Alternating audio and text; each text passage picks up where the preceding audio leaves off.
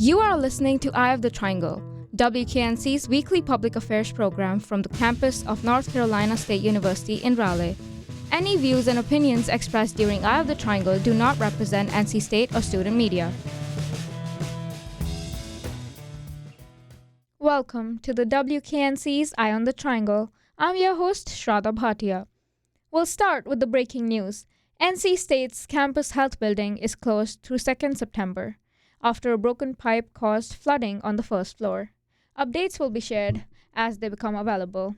And in today's episode, Evie Dalmon interviews Leah, Torrey, and Virginia Ferris about archives, storytelling, and moral agency.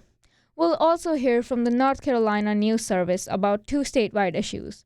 Congress considering legislation to increase North Carolina's farm-to-school pipeline, and how the U.S. pledge to expand electric vehicle sales could benefit manufacturing hubs here in North Carolina.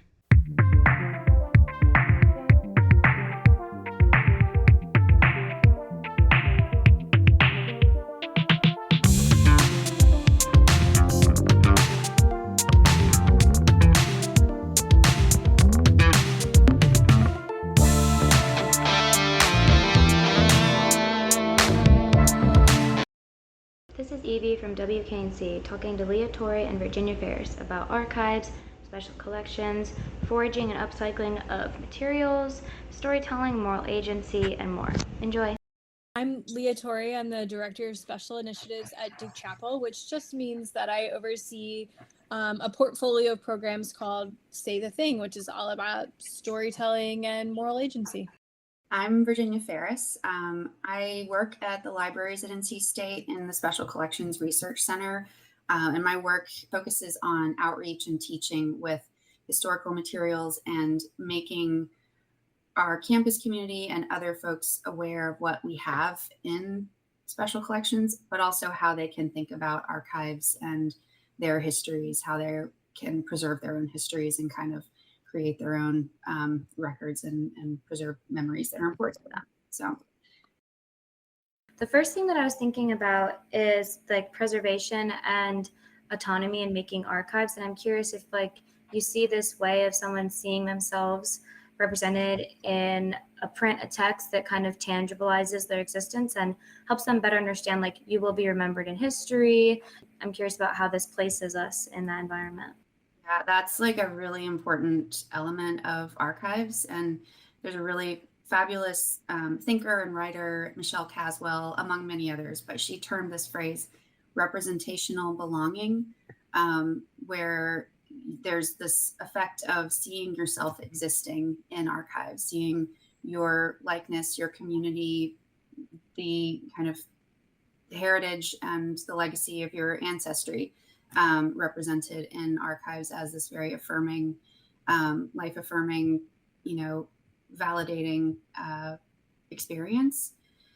And there's a lot of very problematic kind of legacies of archives that have not included really important stories and experiences and histories because of the kind of power structures involved and the, judgments and biases of historical forces of power. And so there's a lot that's missing in archives. And I think one of the important things in our work now for archivists and librarians is to really connect with people today whose voices have been excluded in the past and share with them, all of the ways that they can be integrated into archives going forward, how they can create their own archives and preserve their materials independently from an institution. And I think most of all, connecting them with whatever historical kind of records or archives might exist that can help strengthen that sense of connection to an identity, a community, history and ancestry that can really be empowering and liberating for folks. So there's a lot of potential for harm and a lot of potential for kind of liberation in archives, I think, depending on how someone's history has been documented and represented or how it's not been. But there's also a lot of agency for folks today to kind of engage with and interrogate what is or isn't there for their histories, but then create what they want to have remembered. So that's kind of one of the exciting things about this event, where people can create a zine that is completely open creatively to make what is going to be important for them, what story they want to share, what kind of image they want to create that could be theirs to keep personally, or to share a copy with the community and to deposit a copy in the archives for other folks to learn from in generations ahead. Yeah, I'm curious, Leah, how you see like this idea of agency that it allows as it relates to kind of your ideas of foraging and found materials and storytelling in that way. Sure. So one of the elements of what we do is we do pop-ups that we call larks. Like they're these fun, whimsical, but also deeply serious opportunities for people to restore themselves to themselves. So oftentimes we encounter students who are walking from like econ class to grab, a 15-minute lunch and then run off to chemistry class. And we love to offer these pop-ups where we interrupt their day and help them remember the bigger story of their lives, right? They're not just a compilation of projects that they turn in and grades that they get, and that they are a larger whole. And so these pop-ups are engineered. We call them kind of like spiritual engineering. They're designed to help you engage with some of life's bigger questions, or for you to tap back into the bigger story of your life at a moment when you weren't expecting to. And they're all really fun. Like the joy is part of the design, because if you're going to do life is hard. And so we don't need the things that are healthy for us to also be distasteful. We want them to be fun and cool and super beautiful. And so that's a piece of what we're doing. And what we really try hard to do is to integrate as many found materials into the pop-ups as centerpieces as we can, because we see what we're doing as an opportunity for people to invest in their own futures, in their current well-being, but also in their futures.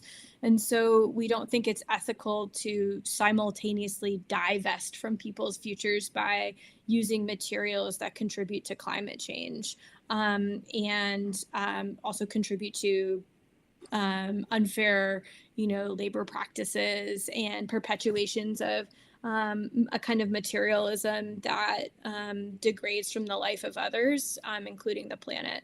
So we love being in relationship with some of the really gnarly and amazing departments across our campus, especially the libraries. The libraries have been some of our greatest collaborators, who, when we reach out to them, we say, what materials are you finding yourself discarding? Like what is the trash that you produce? And then we usually try and collect a lot of that stuff and then use it as one of the muses that helps us sort of do this design work to create pop-ups that are going to really begin to fill a need for students in a way to help them reflect on their lives in a way that's fun. And I think one thing that's been really such a joy in this process is like, it's not just us saying, okay, this thing that we've long declared as dead, giving it new life, but the partnerships that we've had, like the librarians, the gym, the chapel, our arts facilities and stuff, they are also really saddened when they watch themselves throw this stuff into the trash. And so they're so excited to re-enliven the materials that they had a sense in them too, that they didn't want this stuff to be thrown out. So that kind of trash foraging that we do is not just life-giving to us and not just life-giving to the people who participate in our pop-ups, but is life-giving to our incredible partners that we see around campus as well. Archives, the things that you find in an archive, the letters, the photographs, clippings, that so much of that stuff, a lot of things that end up in archives are things that were created just in the process of someone's daily life or the work that they were doing, without any awareness or intention that this will be in an archive one day and someone's going to use it for research or teach with it in a class, and not necessarily intending for it to be discarded or put in the trash, but not imagining that it would be seen as historical materials or sources one day for learning about the past. So I think that's a really interesting kind of continuation of life of a record or of a document, of a piece of material, paper, or whatever format it is, that is very powerful when you're working with archives to hold a book that was created in the 15th century, or hold a handmade kind of booklet that someone made 100 years ago. And one of the things that I love working with a lot, we don't have them in our physical collections at NC State, they're at the state archives, but they're a collection of these Tomato Club booklets that these young girls, they're probably 12 to 15 years old, made in the around 19 teens, early 19 teens, as part of this community education movement that is still exists. It sort of has evolved into 4-H clubs, but it started out as home demonstration and agricultural extension, teaching young people and other rural men and women about farming and sort of growing and canning your own food. And so these tomato clubs were teaching young girls how to grow their own tomatoes and then can them, which was like this emerging technology at the time, and then sell them kind of at curb markets and things like that. And then every year they were asked to create their own booklet, hand drawn and kind of bound together with yarn, whatever they wanted to, a few pages, and like talking about the story of their garden and what happened to it and what it meant to them. And they're very moving to look at them, especially in like the handwriting of a young girl, and just to see their perspectives on the world and in this very local way. And imagining, where did they go in their lives? What did this document kind of symbolize for their larger picture? And how does it connect to things that we're doing today in a personal way or a broader kind of social, cultural way? So I just think of that connection that we can get to the past, and the deeper truth that like these young girls were just like the young girls that are walking, in our communities today. Many differences, many different kind of experiences, obviously, but the emotions and the challenges and the feelings of pride or frustration or whatever that they were experiencing is this kind of that human connection that you can find in these materials. So thinking about that and how we can imagine the materials that people are creating today over the course of their daily lives and their work and their kind of being in the community, that tell us something or could tell someone a story hundreds of years from now, like those Tomato Club booklets can do for us today. That at the time, these girls probably were like, I'm just doing this is an assignment. But now they have this very powerful kind of meaning for a lot of folks who interact with them. That is what I like to keep in mind, and also a lot of wisdom that we can find from materials from the past. There's a lot of things that we can look at and say, wow, this was really not the right, not what we want to do anymore. There's so many lessons we can learn about how to change, but also a lot of things that they were doing that we are re-embracing, and like gardening and canning and things like that. That's a lot of stuff that we can learn a lot from today too, and are kind of continuing in our practices as gardeners and people who want to preserve food and things like that. But just thinking about looking to the past and kind of grounding ourselves in like we are part of something bigger. We're part of this ongoing kind of weaving of threads. Nothing has happened in a vacuum. We are here because of who came before us, and we have intentional kind of choices to create and remember and imagine what we could do differently in the future based on what we can find in the past. So yeah, I think that's one of the cool things about archives and about zines, that they are such an accessible and playful, or political, whatever kind of direction people want to take them, format to really create a document, create a booklet, a zine that can say whatever it is you want to say, and that can be part of a collection, a library, a movement, whatever place you want it to travel. And you have no idea where it can end up one day, and if it is saved or repurposed or recycled or what have you. A lot of the work that we do at Say the Thing is grounded in principles of community organizing. I was a community organizer before I moved into higher ed work, and it's not a culture that has left me at all. It's made a foundational impression in how I move through the world and how I apply my own personal ethics, and it has guided the formation of the work that we're doing. And some of the principles of community organizing that I think tie so nicely to what you were talking about is a deep belief and honor in the grassroots story and grassroots people as leaders, and making sure that as part of our notions of good citizenship, and I'm not saying citizenship as like belonging to a particular nation, but belonging to the community that surrounds us, is the duty we have to remember that our story matters, that grassroots stories matter, and that they're ultimately stories of leadership.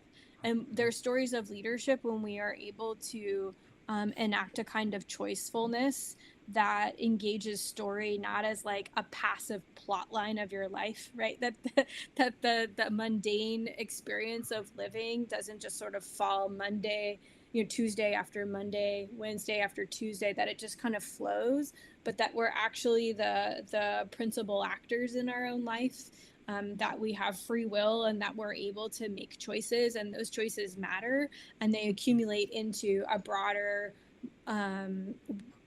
enacting of a kind of community ethic so that we can create the kind of communities that we want to live in.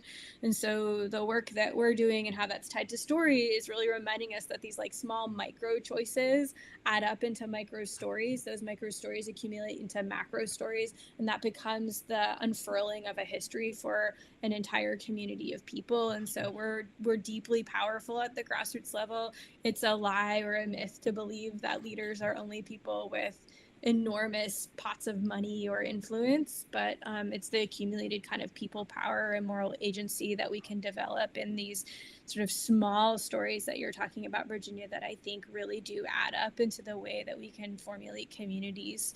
But that all starts with being willing to kind of be creative in our own lives, whether that's around choices that feel really small, or practicing creativity, building up that muscle by creating zines or engaging in art a little bit. And I think art is sometimes like a really difficult term to engage with because it sometimes suggests a certain skill level, right? Or like there's a litmus test around how creative one can be, but it's actually just about choicefulness. And I think when we relinquish like a kind of elite attachment to a particular aesthetic, it allows us to more freely engage in a more liberated sort of sense of opportunities and choices, and a buffet of opportunities and choices that we can make in our daily lives that allow us to kind of divert from the norms that might not be the healthiest for us or for our neighbors around us. So when we think of story, we don't take that metaphor lightly for our lives. It's a really serious metaphor, but it's also one that's rife with the possibility of play and risk-taking and imagination, a sense of wonder and curiosity, so that we're not just traveling the path well trodden, but maybe the one that is less trodden, because that might create the future that we actually want to be living in. So I'm curious how you might see like the materials relating to the message, and then maybe how this relates in the digital age when none of us really have too tangible access to things that we so-called create or want to claim ownership to or feel emotionally invested in. The question of kind of digital materials is a whole new kind of era we're in right now, where a lot of the things that we are all creating on a daily basis are much more fleeting and ephemeral because they are digital. They're harder to preserve, despite what I think some people think, you know, I'll put it on the cloud and it'll be safe. That's not really true for the next 100 or plus years. So it's in a way even more fragile and fraught having things in the digital realm.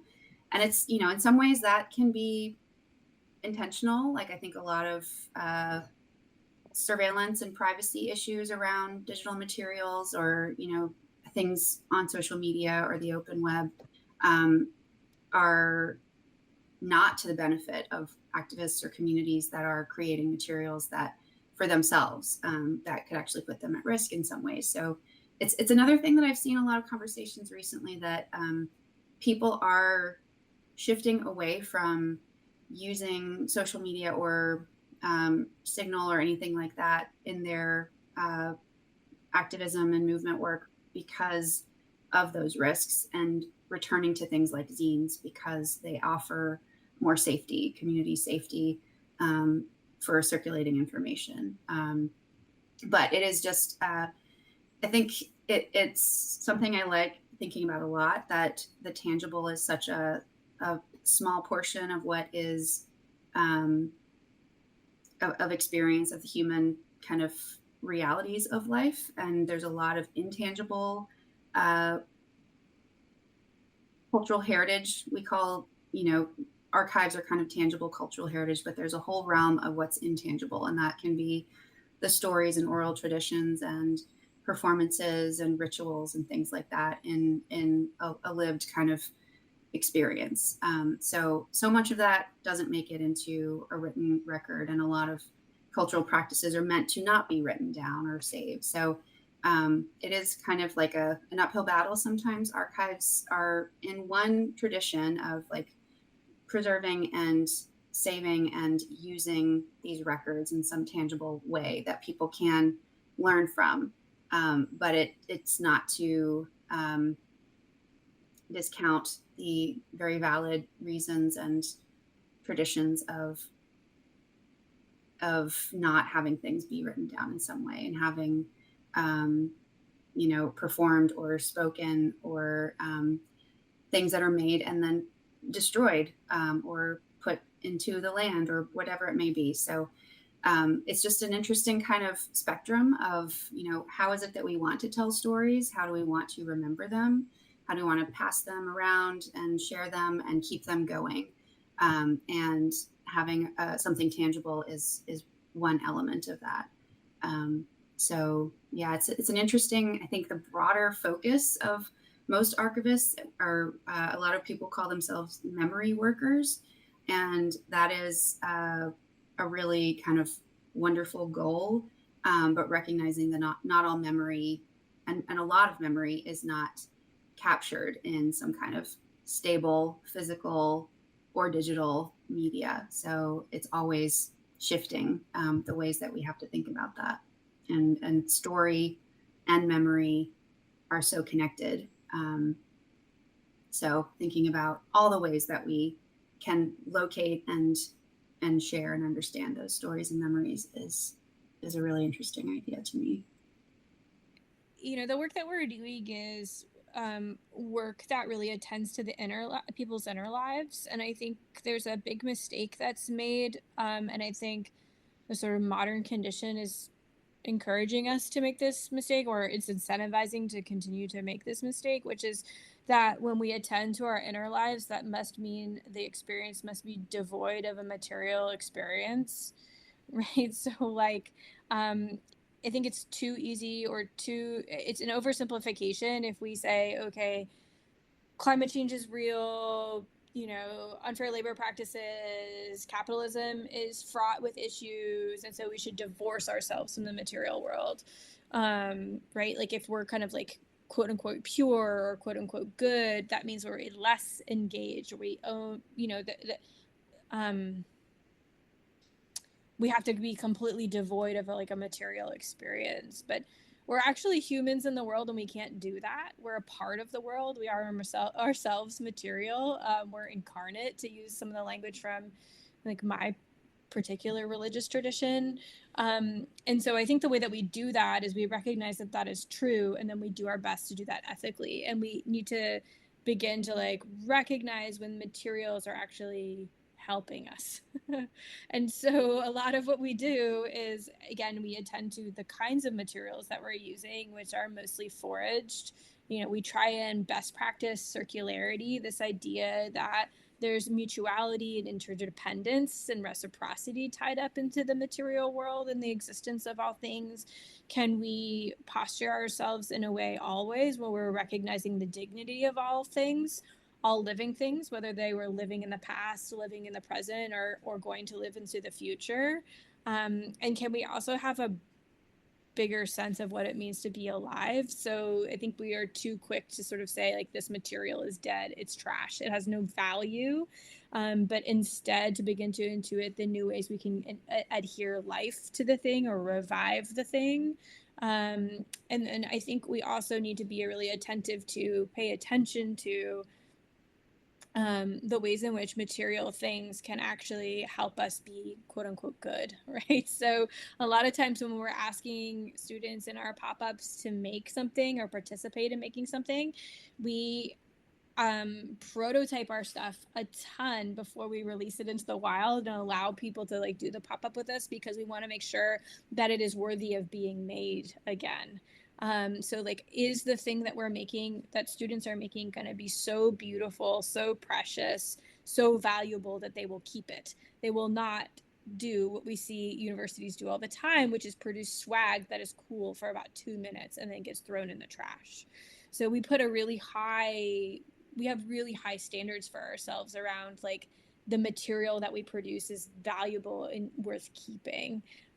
So if we put that in conversation kind of with what Virginia is saying, sometimes it's hard to determine what is worth keeping. We don't know what stories it will tell in the future, but we do try to pay a lot of attention to not just putting out clever ideas, but really ones that are valuable and that students will make and then continue to use as a token that will help them remember their most precious values, the kind of self that they hope that they're living into, the kind of future that they are anticipating for themselves. So we're helping them to create tools that allow them to be their fullest self, to reach their biggest potential, to dream wildly, and to remember this grander story for themselves, which isn't just about themselves but includes others. So this is the way in which we begin to think about materiality, is like attaching it to this circularity that we know to be true.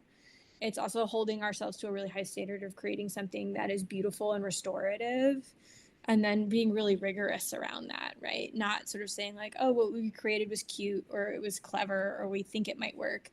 We have the rigor of prototyping to make sure that it's actually valuable, so that we are holding ourselves to this standard of when we're creating materials, we're creating materials that are going to stand a kind of test of time, or kind of stand this kind of value test of being kind of like worth it.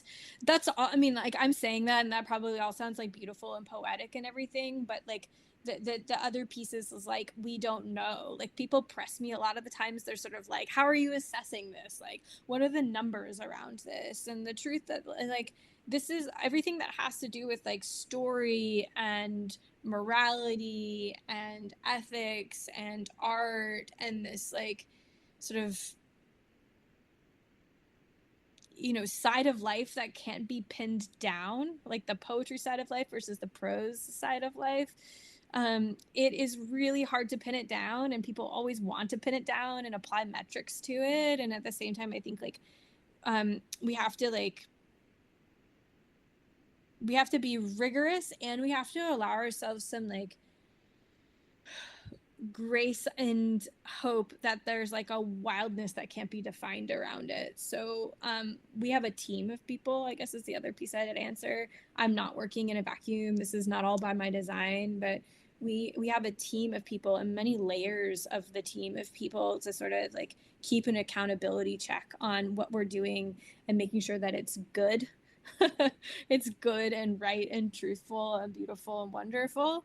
And sometimes like it's not going to hold up to like this scientific rigor of like, is this working or not, or what are the numbers or not, or is this being kept or not, because that's just not how the world works. It's not all by numbers. So it's a kind of, I guess what I'm trying to point to is like, when we think about materiality, we're thinking about it both from this like sort of scientific side of rigor, but this like it's an art and it's a science. So the art side is just sort of recognizing and naming like the grace that is in life and allowing that to kind of live wildly and not squish it into a box. Are there any like ways you see like music weaving through these conversations? Oh yeah, when we started our project, when we were like still figuring out like what the heck we were doing, my boss had this very genius idea because she kept being like, Leah, you are coming at this very intellectually, which is wonderful, but there are more ways to know things. So she was like, go home and your work for the day is to come up with a playlist for what you want this whole endeavor to sound like. And I found that such a like wonderful instruction. And so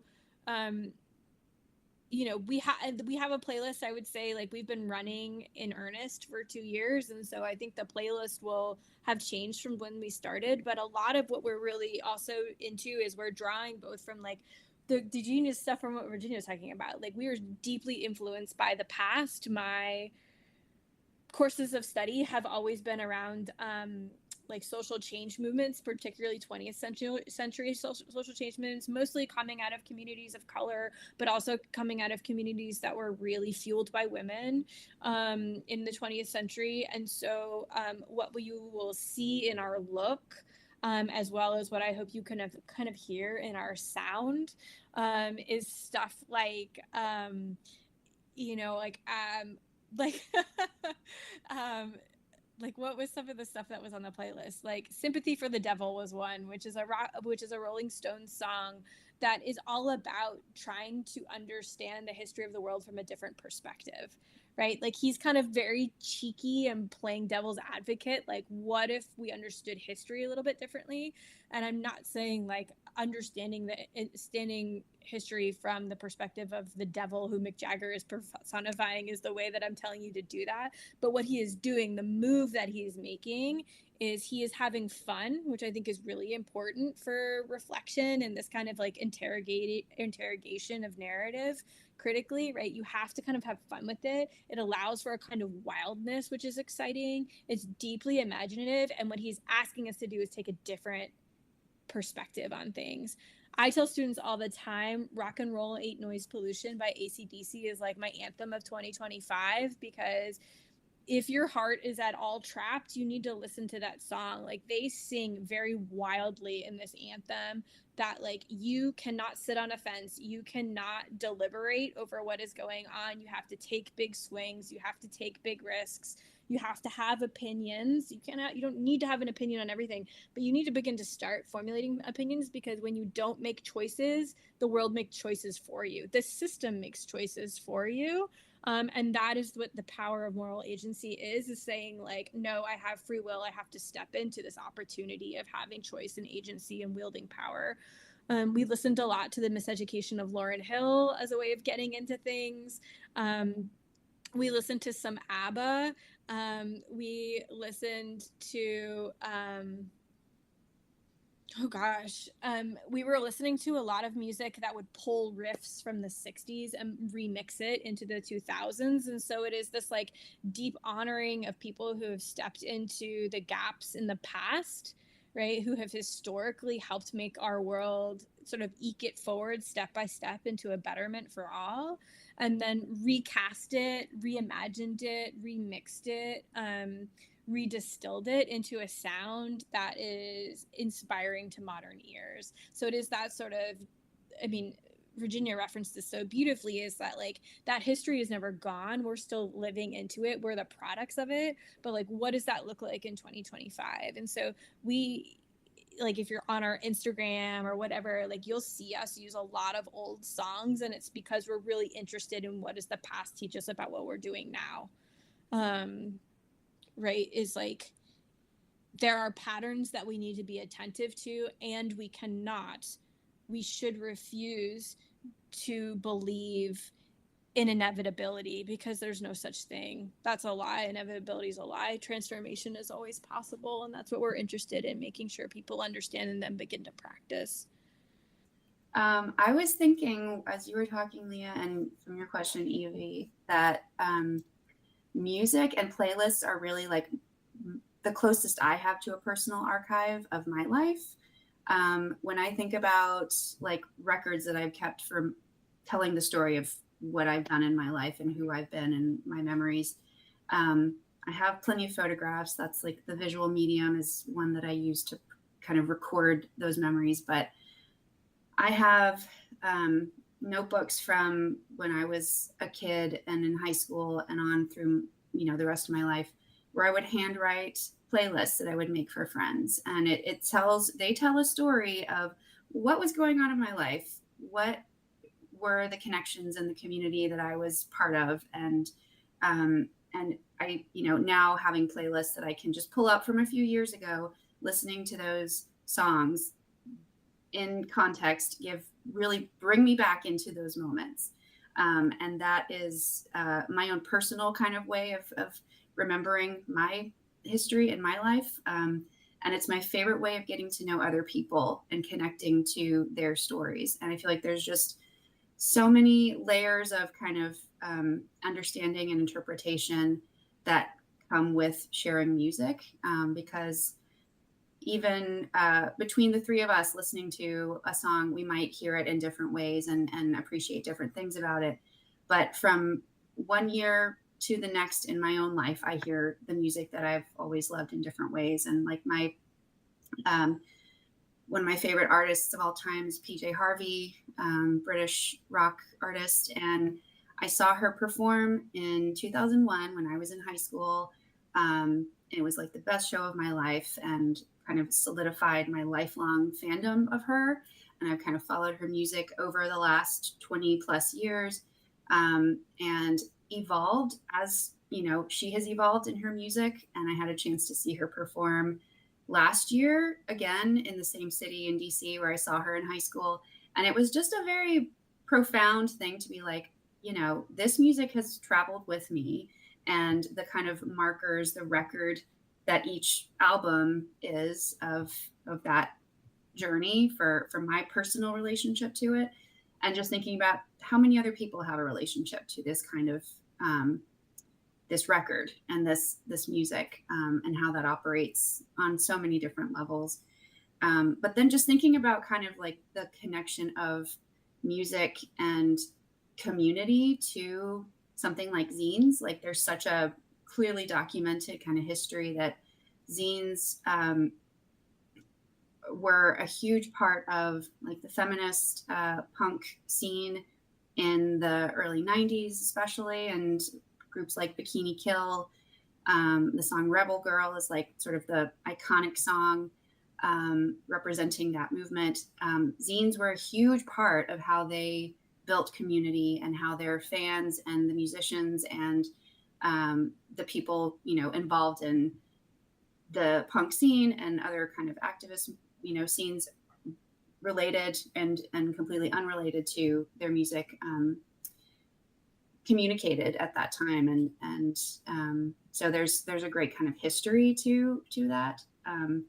But yeah, I think thinking about music as this sort of intangible cultural heritage that, experiencing it live or having a recording of it, even if you do have that tape or, physical record of a piece of music, it is an experience that is very personal. And that's the same thing with materials in an archive. If someone sees one of these tomato booklets, it's going to bring up a whole host of memories and stories for them, perhaps, and they'll bring their own personal lens and, their worldview to interpreting what that is. So I think considering music in the scheme of like material and immaterial, intangible kind of experiences and stories and memories and archives is very personal to me too. So and I think it's just a really great way to build and connect in community. Sure. Yeah, I can share kind of the way that I like to talk about and think about zines. They're basically, like you said, self-published. They're when people think of zines, they often think of just a piece of paper that you fold up into an 8-page booklet, and that can contain any information. It can contain art, poetry. It can be entirely written. It can be entirely images, collaged, drawn, handwritten, printed, whatever. It is such an open medium. It can be as technical or as free and simple as you want it to be. But they're just created by anyone with no need for permission or mediation. So they're really these DIY publications that, because they are so independent and free from institutional kind of mediation or kind of systems, they can cover any topic or any kind of they can go into any realm of like information or story that the person wants them to. So that has meant a lot of freedom in the kind of work that zines can do and the stories that they can tell and the worlds that they can circulate within, and has often been a really powerful tool for historically marginalized communities or punk scenes and activist scenes where there may not be channels of power or money or materials to create something that would be mainstream and approved and viable. So because of that, they've been able to explore a lot of themes and topics that are typically left into the margins. And that's where a lot of the most exciting, innovative, experimental, creative, brilliant ideas and stories happen. So beyond these dominant narratives that you see in a lot of published books that have been kept in libraries, zines really tell some unique and beautiful and exciting, rare perspectives. And that ability for anyone to create one at any moment today is another exciting thing. This is like this is a book, this is a piece of art, and you can just make it from a piece of paper, reuse something that you find in the recycling bin, and make something completely new and brilliant from that. So as an archivist, thinking about how important that is in history, bringing in new, more voices to complicate and really give us a better picture of what was happening in the past and what's happening today and what we want for the future.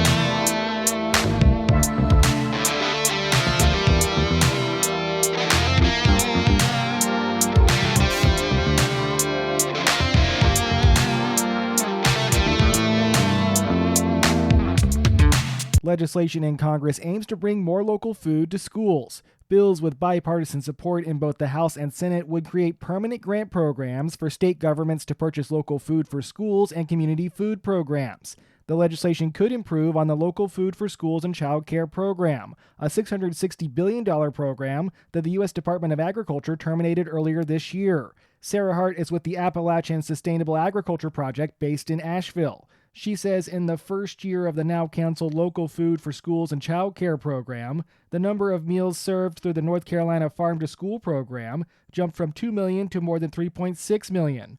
Hart says one of the most important features of the newly proposed legislation is its permanence, which provides consistency for local farms and schools. There's a lot of challenges for both farms and schools to make the effort to have local farms be part of food in schools, and so temporary or smaller programs, there's not often a lot of incentive to overcome those burdens. So large programs, permanent programs do help to build that momentum. Hart says the legislation's inclusion of funding for local food in child care centers is also important. She says early childhood education centers can be better entry points for small farms because these centers are smaller and often have less burdensome requirements than school systems. Hart says there are many benefits to getting local food to children.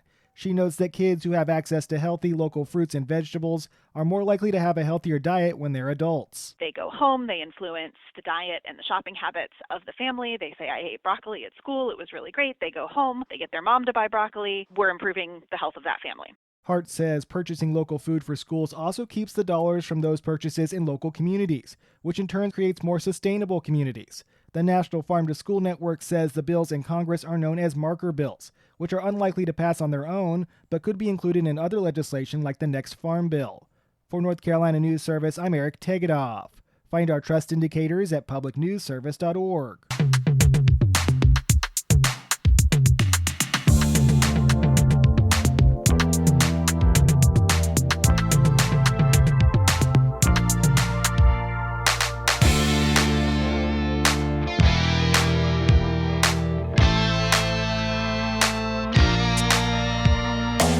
The U.S. is falling behind in the global race to supply electric vehicles, a race especially important for states like North Carolina, as one of the largest recipients of investment dollars and jobs in EV manufacturing.